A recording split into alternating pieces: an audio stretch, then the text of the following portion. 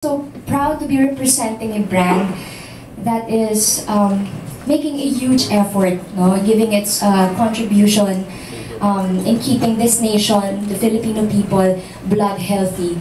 Kaya naman po talagang ako ay na-excite every time na meron silang mga campaigns. Isang karangalan po na maging bahagi nun.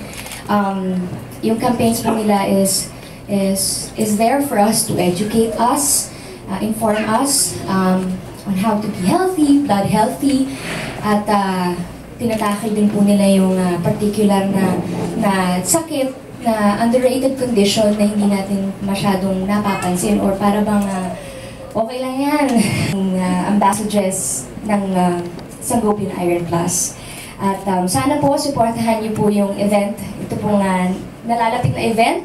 The biggest blood health event in the country on April 8, 2017 po yan, at the SM Mall of Asia Music Hall. Meron pong blood drive na mangyayari to be conducted by the Philippine Red Cross. So, magkakaroon ng blood checking, blood drive sa mga gusto pong mag-donate ng dugo. Pwede po yun.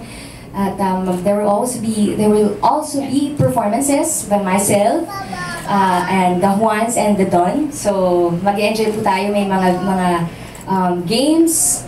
So, video okay. So, mag-enjoy po tayo talaga sa araw na yun. So, sana po you can support the event.